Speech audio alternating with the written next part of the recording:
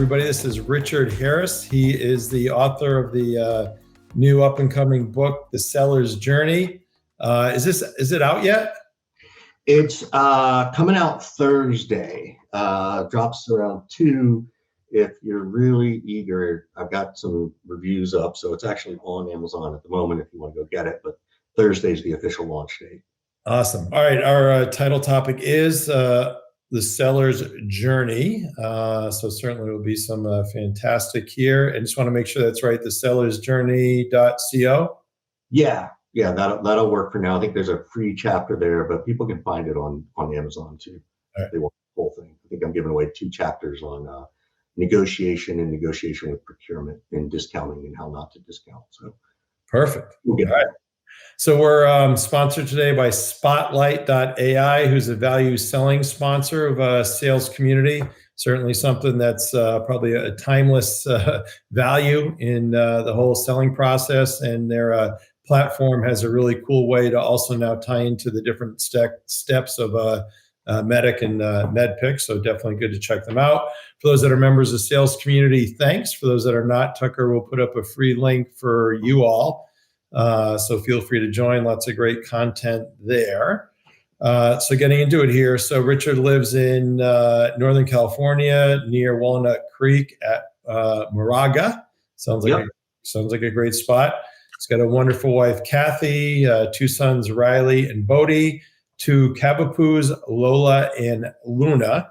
Yep. And we're trying to figure out how we first met, but we couldn't quite figure it out. But I know for sure it was around, I think I had seen you certainly post a lot, but around mental health and sales. So we had you on the podcast a couple of years ago or so. So we really have never worked together professionally. I have no idea how he keeps up with everything, but these different kind of chat rooms or things I'm in, he's always, I might give like a 2-line answer to something, but he's always extremely thoughtful in terms of what he says and how he says it.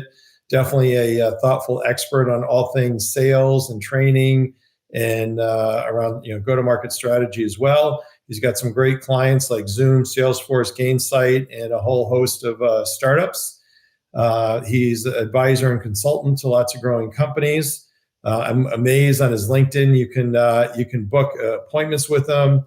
And frequently when he posts, he'll say, hey, call me, text me, FaceTime me, and puts on his number, something I would never do. So kudos to you. And, a lot of executives would have a staff kind of behind him doing it. But with him, it's totally him.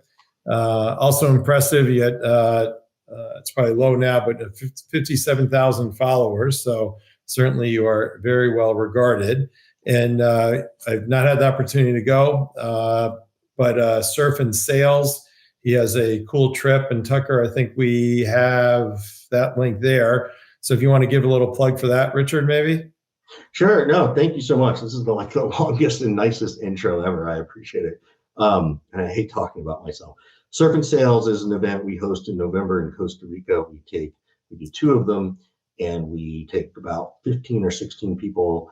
We spend about 4 hours a day on sales, mental health, business-related content and concepts, and all kinds of entrepreneurial stuff. And then we spend the rest of the time just, being present with people and having those in-between moment conversations. And yes, surfing. You don't have to surf if you don't want. Surfing lessons and food and just, it's not a drunken fest, that's for sure. But it's a good time. Thanks for letting me bring it up. Absolutely.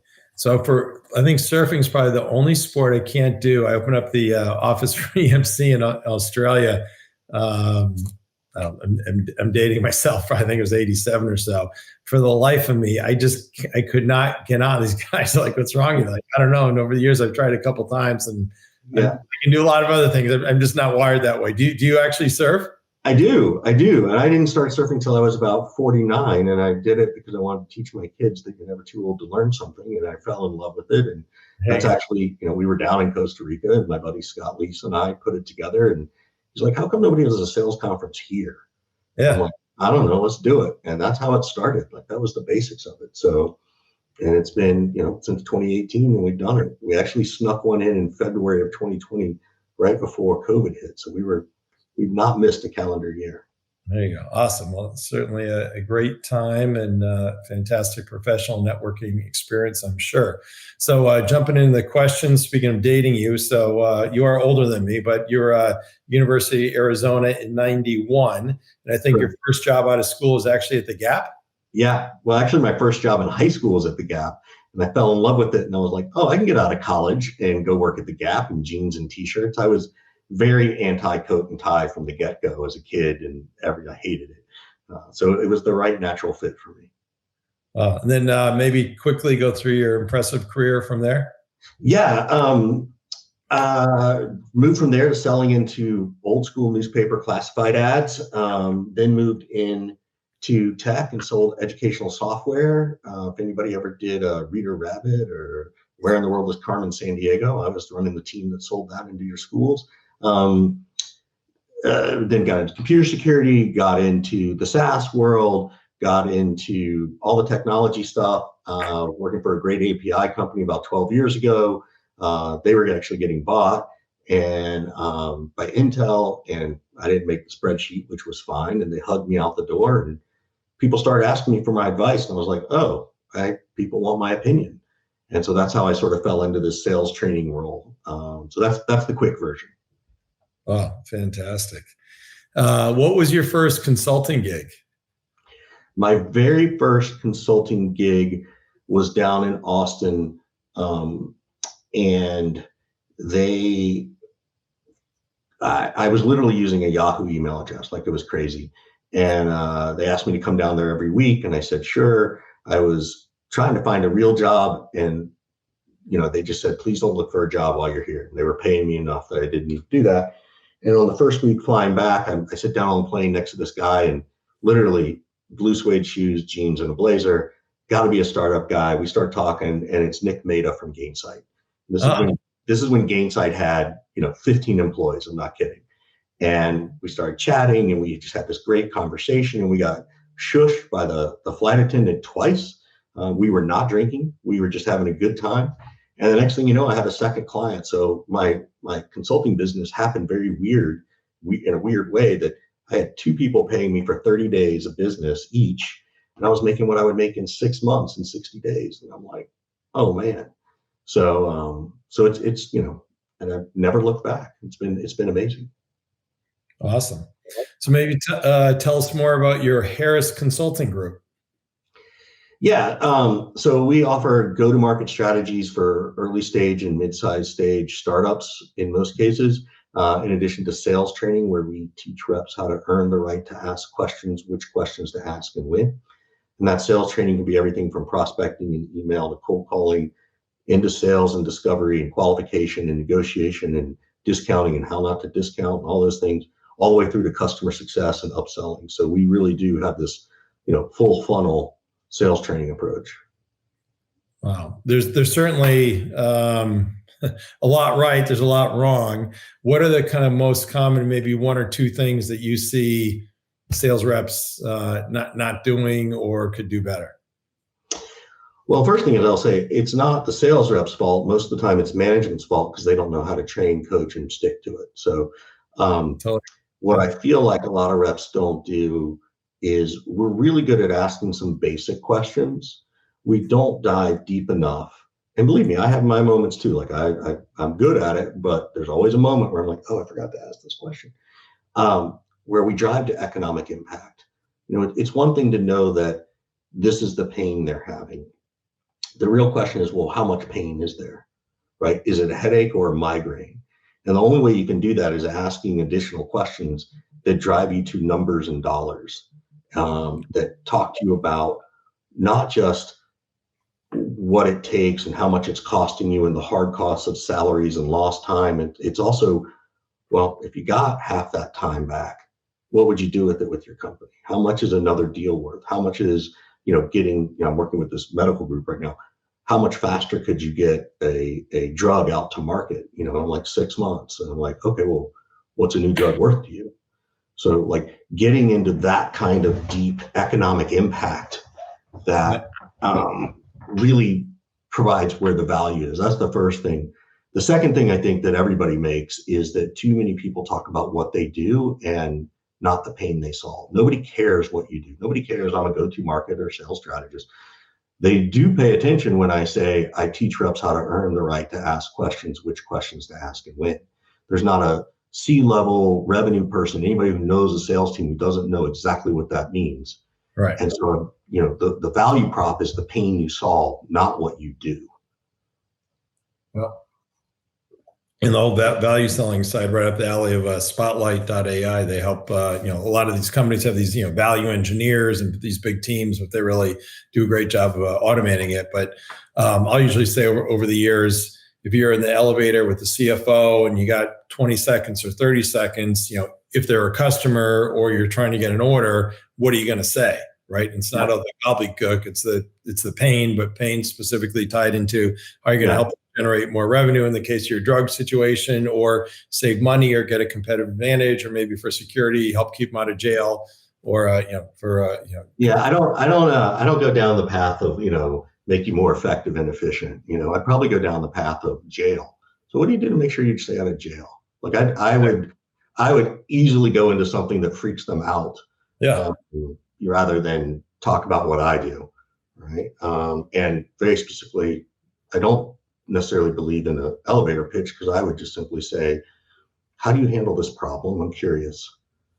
And I would tee it up so that then I could then spin that. So that's the challenge. Yeah, I just meant you're physically in the elevator with the CFO. Yeah. What are you going to say?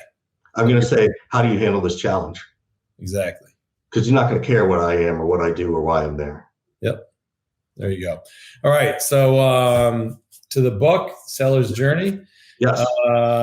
So you got so much great content out there. What made you do something like this? And I'll say in a kind way, also so small, when you've got like just gobs of content out there. Yeah. Well, I should have written this like 4 years ago, and I actually have versions of this from 4 years ago. And finally, I just got with the program and did it, and realized that there were some concepts that were not being talked about in a way that resonates with people, that is sticky, that's not textbooky. I've read so many sales books and they feel like textbooks. And if you read this, like, you'll be like, does Richard really talk that way? Yeah.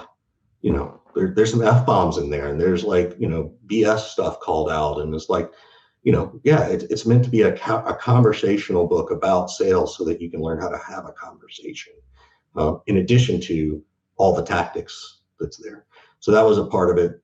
The other piece was that I'm very, you and I know each other sort of from this mental health and sales perspective. So there's this mental game of sales that I feel like a lot of people don't talk about in a way that's makes people go, oh, I'm not the only one. And so the first part of the book is around the mental piece, and not just us, but what is our customer? What are our prospects? What are they thinking? How are they thinking? So I put that piece in there as sort of the beginning, and then it gets into very specific, almost role play tactics of things that should be in someone's playbook. So I felt like that wasn't out in the market. Maybe it is, I don't know. So I wrote it. So we'll see. Perfect. So we'll just dive into it. So one of the first topic areas is get your map in your compass. Yeah. So, I created this thing 12 years ago called NEAT selling, NEAT, which stands for need, the economic impact, access to authority, and timeline. And I was just trying to differentiate myself. And originally it was going to be called Nate selling. I was going to have this little character. And then I realized I could turn it into NEAT and make it look like a compass with the N at north and the E at east. And that really resonated, because no sale is the same direction every time, right? We've been conditioned by CRMs to think our sales process is linear. And it kind of is, but there are times where certain topics come up sooner than later, right? It could be pricing, it could be a demo, it could be all these different things. So I made it look like a compass. So that's the whole purpose of the get your map and a compass, because you kind of got to know where you're going, right? That's what a sales process does, but it's not that linear. So you do need this map, you need this compass. And so that's sort of where the seller's journey came about, and why we call it that. That's great. And then the neat selling compass is then presumably just the compass around the need and economic Yep. and access, authority, and timeline. Yep. And the part of it too is that, yes, it has a flow of need, economic impact, access to authority, timeline, but that's not where every conversation starts, right? So it's there are many times where someone will say, Richard, we just missed our quarter. I need to talk to you. And it's like, okay, well, now we're kind of starting with economic impact. Okay, well, why did you miss the quarter? Now I can get into the needs and that kind of stuff. And who's driving the initiative, right? Because look, every decision these days is made by a committee. It's not made by one person at all, right? In fact, it doesn't matter who the decision maker is. I tell people all the time, don't ask for who the decision maker is. They're never going to tell you, and it's always more than one person. Instead, ask them, who's the skeptic? At the end of a meeting, Randy, you and I have this meeting. Hey, Randy, I know at the end of this call, you're probably going to go talk to your team because that's how it always works. Just out of curiosity, Randy, who on this team is the most skeptical person you have to talk with? What are they skeptical about? Because I'm not getting to a decision maker until I figure out the skeptic. So that's kind of where this map and compass stuff comes in of like, oh, I need to take a different direction than what I've been taught to do because I think there's something different that can be done. Yeah. And these days too, I mean, you show up to a sales call, say, and the users are so much more, assuming they did any homework at all, they're so much more educated than, they ever were previously. And they are already have that. Right. I just had a conversation, I just had a conversation with Matt Hines on his show that there's this, they're 70% of the way down the decision-making process. And he believes it. He follows the stats and he's a marketing guy, so he gets it. I just don't believe it. I just don't believe that someone's that far down the decision. I don't think 70%, but they have at least a point of view and they have some knowledge. I would say maybe, I'd say 30%, right? They should be. Yeah, that's kind of how I see it. And the other piece is we also have an advantage because we actually do have more knowledge about them than they do about us. And we do take the time to do the research, right? There are tools out there that give us the personality of this person. So I could talk to Randy the way Randy wants to be spoken with, not the way Richard thinks he should talk. The way Rebecca likes to have a conversation is different than how Richard or Randy likes to have this conversation. So there's tons of stuff out there that we can do so much more research. And then, the last thing I'll say about this too is that, and this is kind of why the book is called The Seller's Journey, is that there is no such thing as a buyer's journey. It does not exist. It's a big myth we've all been taught to believe in, and it's not true. There's only a seller's journey that we create along with marketing, and all the buyer has is experience. So it's about a buyer's experience through a seller's journey. There is no the buyer's journey. It does not exist. It exists in the context of our journey that we put them through, but it's all about the buyer experience. Yeah, totally interesting. And focusing on the skeptic, that's a great idea because especially, internally, they're probably, kind of gun shy. So if you can kind of do some of the dirty work to help convince, so say if you have a champion, if you can do some of the dirty work to convince the skeptic. That's what I'm talking about, right? Like that's the whole point is, so, okay, Randy, so what are they skeptical about? Oh, you need this case study. Oh, they're skeptical about ROI, or, oh, they're skeptical about stickiness, or, oh, they're skeptical about the competitor. Now, all of a sudden I can give Randy some information so that Randy doesn't maybe have to be as much of a ping pong ball back and forth, right? So that's the key to the skeptic, because I'll get to the decision maker. I'll find them later. Right now, I need to know who I got to get through to get there. Yeah, absolutely. So now, as you think about the seller's journey, what about anything more about the process? Well, it's a little bit, it depends on how you want to define it, but the sales process is the same. The challenge I see, and this is more of a tactical piece, but things that I see over and over again are things where stage names are called demo or proposal or contract, which are not stage names. Those are activities within each stage. So the key for me is, look, every sales process I know is suspect, prospect, qualifying, discovery, selection, negotiation, and closing. That's it. Everything else is an exit criteria underneath that. Demo, that's an exit criteria, right? Negotiation, pricing conversation, that's an exit criteria. Contracts in, that is a exit criteria. All that stuff. So that's the piece that I think is what matters the most, right? Is understanding that. So, gotcha. And then you say sales is always personal. Yeah, I mean, who doesn't take it personally, right? Like it's a competition, it's a game, and that doesn't mean we need to be manipulative to people. I'm not suggesting that. I was always told, and I even taught for a long time, oh, don't take it personally. They're not rejecting you, they're rejecting the company or the idea. And I'm like, actually, they are rejecting me. Don't ask me to carry that banner and then tell me not to feel bad when someone doesn't like my banner. Like, so that's a big part of the mental game of like, let's meet people where they are and talk about the stuff, right? Because we all know that you have to go through some level of, decompression when you lose a sale, right? You have to go through some level of grief, and to pretend like it doesn't exist and just get back on the phone. Like, it's like, dude, this isn't the 80s and 90s anymore, or early 2000s even. So yeah. That to me is what that mental piece is all about. Totally. I had years, it was probably in the 80s or 90s, I was at a EMC and there's a rep, I won't say his first name, last name Rinaldi. And we're on a speakerphone talking, trying to get the deal done. And basically we were told we didn't get it. We lost. We thought we hung up, and the rep just screamed, dropped F-bombs, ba, ba, ba, ba, ba, right?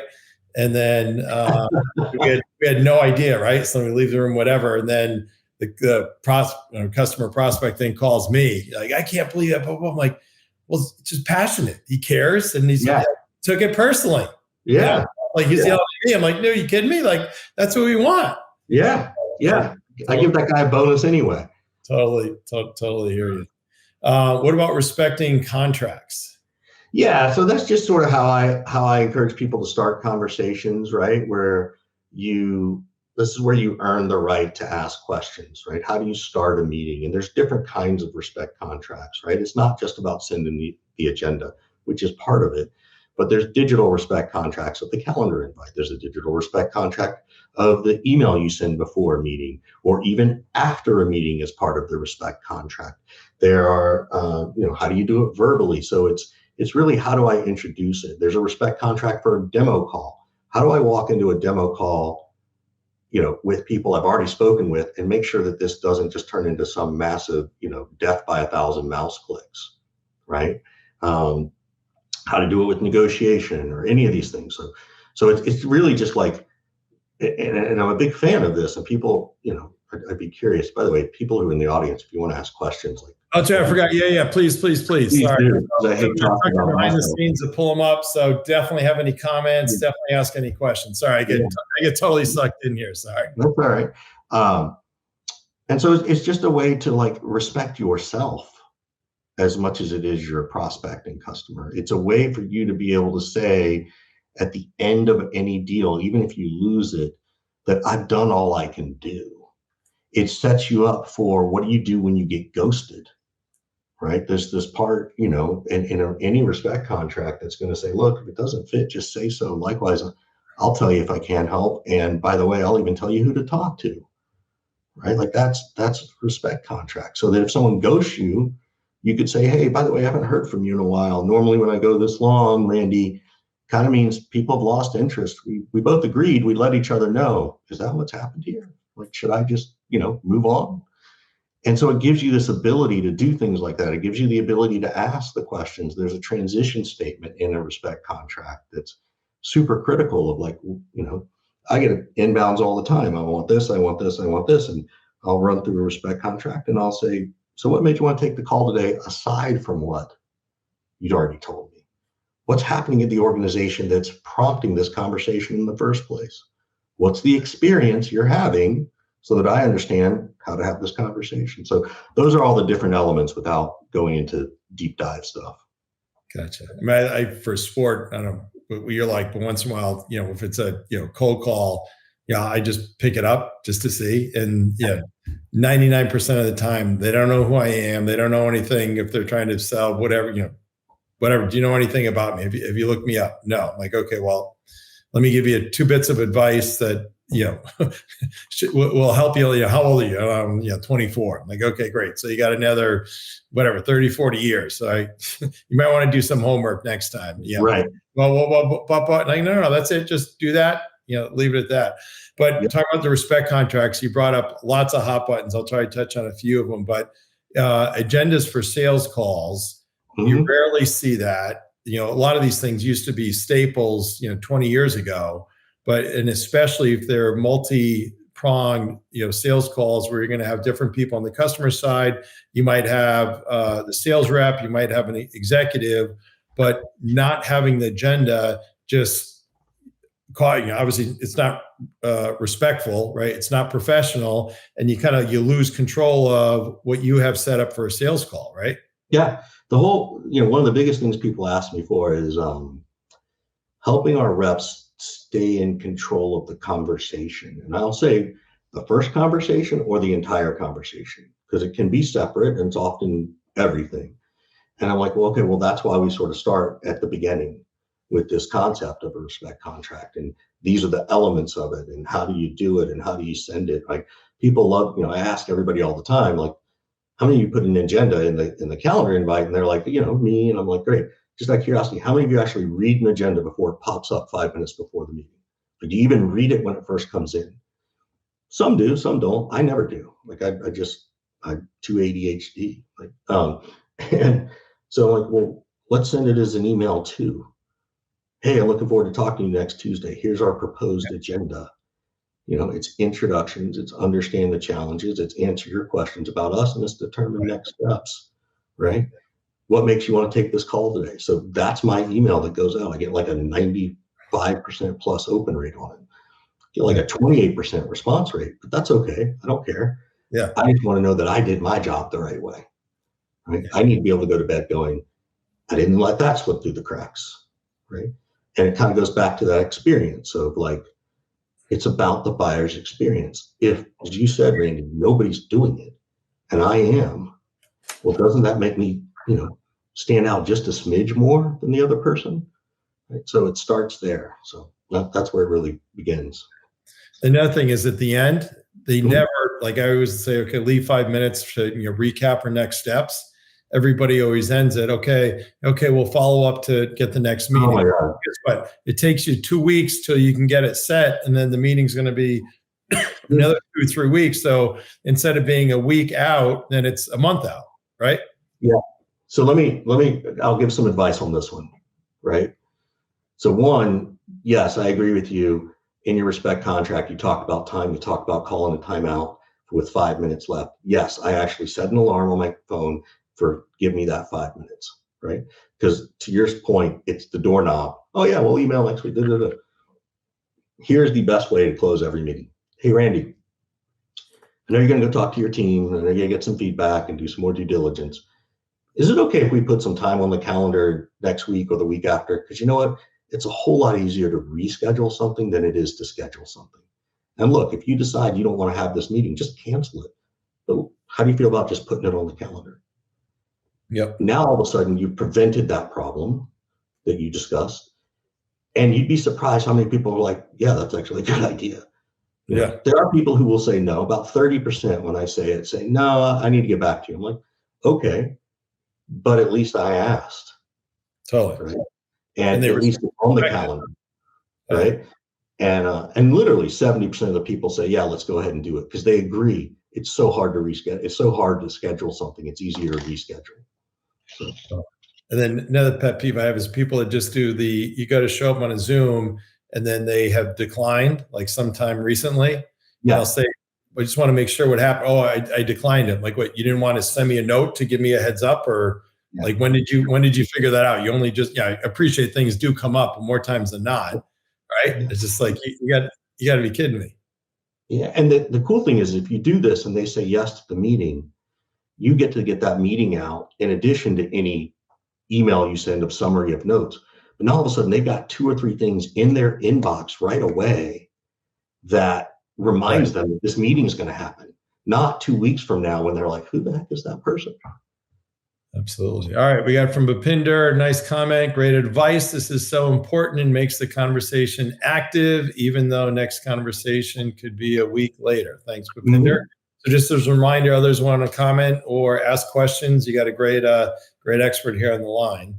And how about the summaries, right? The recap notes afterwards. I mean, that's just a total. And there's so many tools, and some of these people are using the tools, and like you just got to be kidding me, right? Yeah. It's like it's never been easier.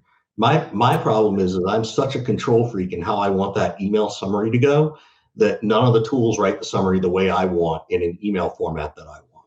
Which, but at in least fact, it gives you some bullets, right? Yeah. Oh yeah. Believe me, but that's a Richard problem. Like it's Richard's control freakness of all this stuff, right?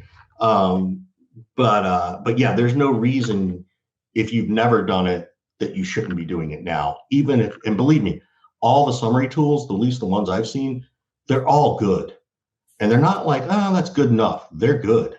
You know, some of them will actually give you, here are the assigned next steps for everybody. Here are these things, right? Like they're good. Richard just has this control freak problem. Yeah, or you just do it on your own if you don't have the tools. But again, I just that's where mine started. Mine actually became like I take notes in mine. It's a template, and I take notes as I'm talking to someone, and I even tell them so that by the time I'm done with the call, 80% of the email's already written. Because there's nothing worse than having to like go back and rewrite an entire email, and I have a whole template built and all that stuff. So. Awesome. Really cool. Anyway, we could keep talking about all these respect things. I'll move on. So what about listening and asking tactics? Yeah. So, I was once told, well, a couple of times I was told a few things. One was 25% less. I'm like, what? They're like, Richard, talk 25% less, listen more. I was like, okay, I still have that problem. You can ask my wife. These are the jokes, people. They're not getting any better, I promise. So that's an exercise. And one of the things I do with teams is, depending on the generation of the team, but Randy, for you and I'll walk in and I'll do a session on Billy Joel, the Piano Man, and I'll ask people questions like, okay, who was the guy at the bar that got his drinks for free? Who was practicing politics? Like this song that so many of us know, and I'll change it to a Beyonce tune or a Taylor Swift tune, depending on the group. And most people know most of those questions. They don't know all of them, but they know most of them. I'm like, okay, well, how much studying did you do before you went into your meeting? Right? And they're like, none. Okay, so then you don't know the answer to you know the answer to these questions because you've done it so many times. You've heard this song, you've sang it, you've done all this stuff. You got to pay attention at that deeper level so that you can memorize it like you memorize these songs, And so that's a really important aspect of that. And then we get into, well, what is active listening? How do you show someone you're listening? How do I show Randy? How do I show any of you, if I'm on a call, that I'm actually listening to you? Right? Like I literally will say to people, hey, my camera's here, you're over here. And by the way, if you see me looking down typing, it's notes. I'm taking notes on our conversation, and I'm going to send you those notes. And everybody's like, oh yeah, I do that too. Or, oh, hey, yeah, I get it, no worries. But I say it because people will think you're not. Yep. We are terrible human beings sometimes if we're not getting the attention and love we think we deserve. So if I tell them I'm taking notes, then I can get away with doing it. And I tell them I'm not on LinkedIn. I'm taking notes of this conversation. So before I even start it, as part of my respect contract, I'm telling them that we're here for them, not for me. And I'm here to listen to what they have to say. So those are the little things. And then I do teach about open and closed-ended questions and, how do you bucket questions and how do you get to economic impact and access to authority and all those things. So we get into that, and we get into different ways to ask different questions. But we can only do that if we listen. If we don't listen, we can't ask good questions. Absolutely. What about maybe kind of, there's obviously you probably have hundreds, but kind of one or two of your most highly recommended questions? Well, one is that skeptic question. Who's the most skeptical person and what are they skeptical about? Another one is, is about timeline. What's happening now, Randy, that it's February, 20th, 2024, that's different than a year ago? What makes us have this conversation now versus last year? And I'm trying to get into, I call it painting pictures of pain, right? We want to paint pictures of pain, or have our customer paint their picture of pain, because that's the story we need to tell. That kind of goes back to this theory I have about, talk about the pains you solve, not what you do, right? It talks about, I teach reps how to earn the right to ask questions, what questions to ask and when. Or I help founders with their go-to-market strategy so they don't trip over everything I've tripped over, right? Like, that's a picture of pain people can resonate with. So that's really where I'm heading with those kind of tactics of those two questions. Oh, great. Yeah, really good stuff here. And then what about objection and competition tactics? So objection tactics? Yeah. So there's a thing. So one, there's no such thing as, you don't handle objections. Nobody wants to be handled. And again, the joke is, ask my wife.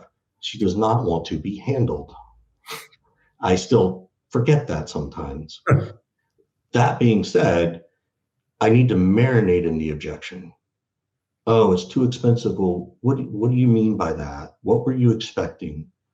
And it's not like, when did you create that budget, or, how did you come up with that budget? It's more like, tell me more about the feeling. Tell me more about the emotion, right?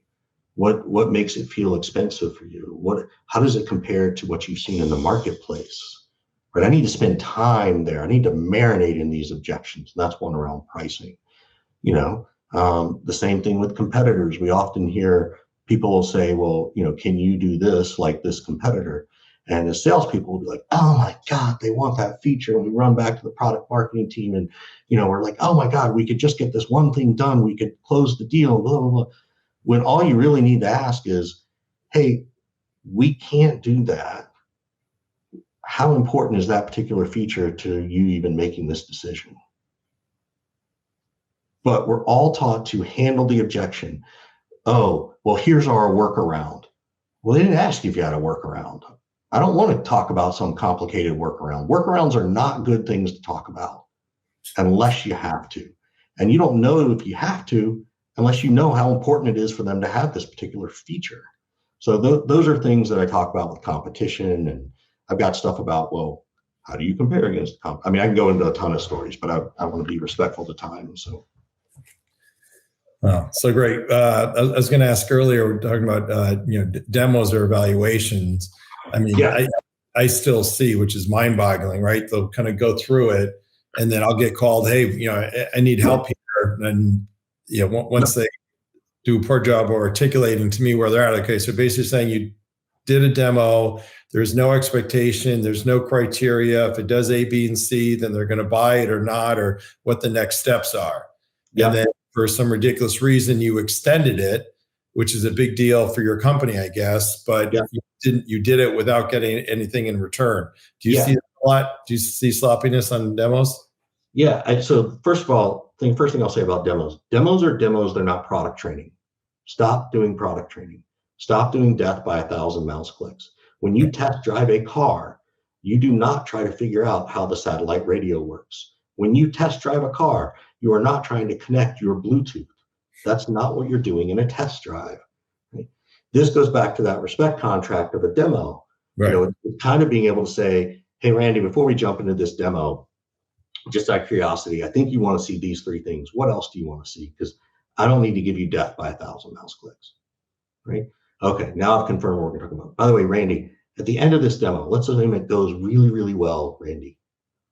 What happens on your side?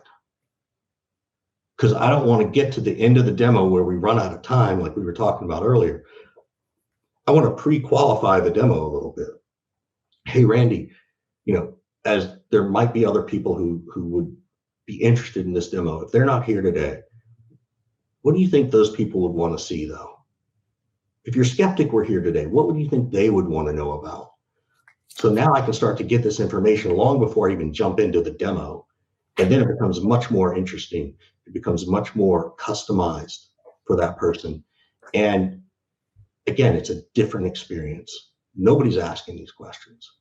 So those are the kind of things that I think about around the demo. So Great. All right. We have a question from Ryan. What Mhm. advice would you give those new to a full cycle role in the age of remote selling? Okay. Um, if you're new to the role, which part is new? Meaning, have you been in sales? So you've done closing, and maybe you had appointment setters or SDRs or BDRs, and you need to lean into that BDR role, right? Well, I would start learning as much as I can.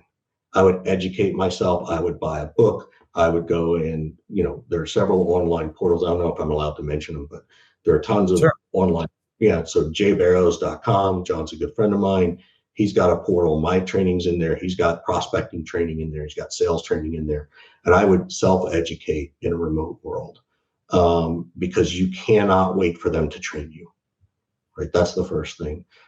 Yes, you can find, there are people like me out there who do coach one-on-one. So you can Google sales coaching one-on-one, and see if that's something you want. And you can ask your company to pay for it. Like the fact I see, that you haven't done a full cycle yet, Ryan. The challenge is, well, without hurting your job viability, I don't want you, I'm mindful of that, is to go to them and say, okay, well, what support are you going to give me? You hired me for this role. Are you giving me any support? Do I have funds? Do I have $2,000 a year I can spend myself to go get educated? Yes, I'll get your approval. Right. Again, I think, I'm not, of course, buy my book, available online. But self-educate. Don't wait for them to deliver to you. Right. And the fact, Ryan, that you're even asking the question tells me that you're going to be good at it, because you're getting vulnerable. Like, here you are talking to a couple of strangers. I don't know how many people are listening here, and you're getting vulnerable to say, I need help with this. Dude, that is the best skill to have, in my opinion, is to be vulnerable and put yourself out there. So just keep self-educating. There you go. Awesome. Yeah, I mean, it seems you touched on a little bit in the beginning, Richard, that the kind of management is, to me, I think is kind of, flawed compared to what it used to be. So Yeah. for whatever reason, I think the coaching is not what it should be or could be, or Yeah. what it used to be. And also just the whole notion of giving feedback. There's different cultures. I had on Tom Hannigan, who's president of ServiceNow, and he's totally old school. We give feedback. We want to give and get. And that's what we're going to do. Some other people culturally at the companies, hey, we can't do it. They're good. Some of the younger and career people, they might get upset, or it might ruffle their feathers. So, Ryan, my advice would be to be a sponge. It's great that you're taking the ball, but any interaction that you have with anybody, hey, what could I do different or better? Why are you successful? Please give me feedback. When I would go on sales calls, myself, I'd say, hey, what feedback do you have for me? Like, you're GM, you're an SVP. You kidding me? I've never had, no, what's feedback for me? And then they would hopefully ask. If not, then I'd say, hey, can I give you some feedback? Right. So it's a two-way street, but kind of that authenticity is just, I think so lacking these days. Yeah. Yes. And the other thing, Ryan, because there's so much you could learn in anybody. This is even a management tactic, but Ryan, when you get a chance in the right moment where you've done something and you want to learn, is to say, hey, Ryan or Randy, hey, Richard, what's one thing I could have done better on this call? Because your coach is going to give you 20 things, and you can't focus on 20 things. It's not possible. Nobody learns to hit a golf ball that way. Nobody learns to swing the tennis racket. That's my problem. Right. Serena and Venus did not become experts because they figured on everything. They figured on one thing at a time. And to the sales leaders here, same thing for a pipeline review. Hey, Richard, what's the one thing preventing this deal from moving forward? I guarantee you there's more than one, but I need someone to tell me one to get the conversation started. Because otherwise it's like, well, I don't know, I got to do this and I got to do this. Like, no, give me one and then figure it out from there. So, and I'll overly simplify the whole thing. So assuming that you're doing everything right in sales, the more sales calls you can do, the better. So the more you're remote and you have to do the, Zoom's great. If you can get face-to-face, great. But the more, however you want to define sales calls, the more you can do, the better it helps everything. By the way, I'd be curious if people just want to say yes or no or whatever, if they want in the chat, but how many people, whether you're remote or not, or whether you're a leader or rep, would take feedback, even if it was an AI tool. Like an AI tool, listen to your call, just say yes or no or maybe. But because there's stuff like that exists. And I think generationally, I think, the Gen Xers like me, we're like, oh, I don't want some robot telling me what to do. Meanwhile, millennials and Gen Z are like, yeah, I'll take that coaching, So that's a piece. Like this is where we leverage technology to support the role. This is where AI helps us, not hurt us. Yeah. Yeah, totally. All right. So next we have money, pricing, and commercial terms tactics. Yeah. So money, right? So the first thing is anytime someone asks you price or budget or anything, I hate those words. And I always tell people to change those words immediately to commercial terms. Right? Hey, Randy, I know pricing is important. Let's talk about commercial terms, because commercial terms implies an exchange of goods for services and money. Pricing and budget means they're commoditizing you. Humans by human nature are comparison shoppers. We're going to get commoditized all the time, every single time, right? Like even when Uber started, it was commoditized. Oh, you're just like a taxi. Well, no, we're not. Like it's not. But you get commoditized. And so understanding that and changing the conversation is really important early on. I'm a big fan of telling people, you don't give pricing and then shut up and the first person who speaks loses.